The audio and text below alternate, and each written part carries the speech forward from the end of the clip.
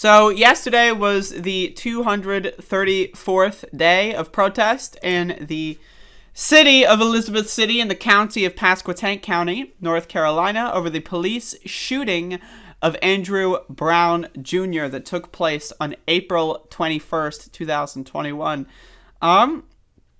Again, folks, I would like to remind everyone that there have been no charges filed against any of the officers involved. They did not have a signed warrant.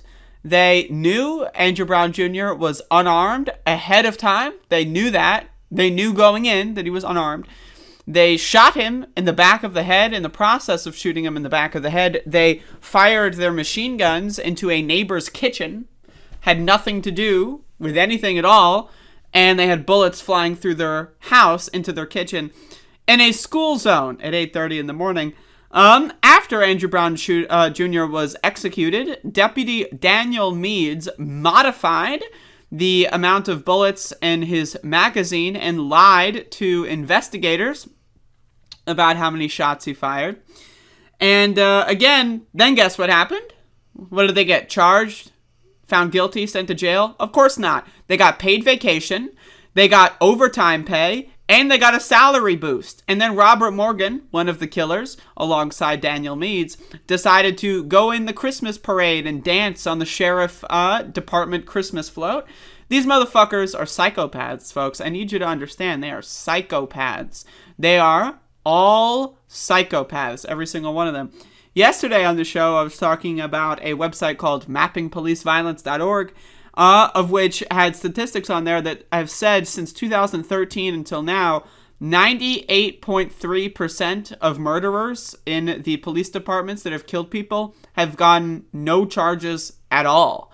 And the very few that have gotten charges are usually found innocent. They get qualified immunity and all that, and everyone looks at them crying, oh my God, this is so sad. Really, there's been only a couple cases in this entire country's history in this century so far where police have been held accountable at all. And one of those cases was with the murder of George Floyd.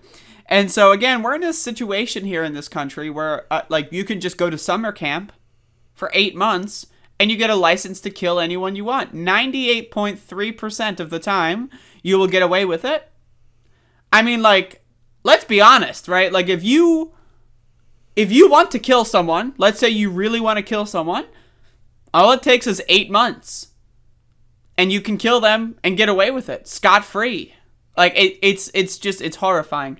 And so I also want to show footage from today's protest as well. So let me get this up here. Today was day 235. I just got back. We do weekend protests in the morning.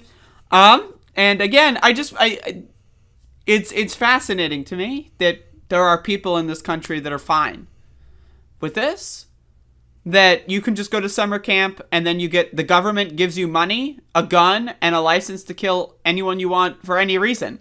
You can lie to investigators, that's fine. You can modify your magazines, that's fine.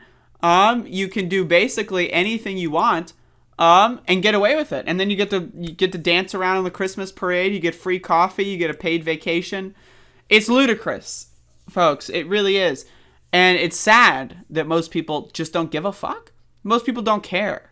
And so I ask myself this every single time I go out and protest. It's why, I don't know, why isn't the whole country protesting against that? You see the right wing that love the Second Amendment, right? They're hoarding guns to protect against government tyranny. Well, I got news for you. Government tyranny, it has arrived. It's been here since this country was started. It's called police, right? It's fascinating to me that right-wingers are capable of being Second Amendment ghouls, right? Saying, oh, protect my dear gun, government, bow, bow, boo, bow. And then they're all cop supporters. Isn't that weird? The only form of government tyranny that exists, that they claim that that's their big thing, and yet I don't see any of those Second Amendment militias going up against the police stations. It's fascinating, this country's ability to just ignore all of these problems. And again, is there anything ever going to happen at all in this country and in any way when it comes to police violence? It's just, and that's only killings, 98.3%. That's only killings we're talking about. Like, where people die, where their lives are lost. Think about all the times police sexually assault people, brutalize people, right? Illegally arrest them. Like, what is the amount of, what is the percentage rate of charges in all of those cases? 98.3%, and that's when people die. The worst possible thing, when people die. And 98% of the time, they get off with no charges. What happens when the police beat the shit out of you? What happens when they rape you? What happens? Nothing.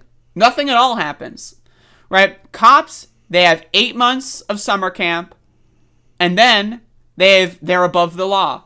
They get their little monopoly money, card and license to kill anyone they want, rape anyone they want, brutalize anyone they want, arrest anyone they want for any reason that they want, and they're always going to get away with it 100% of the time.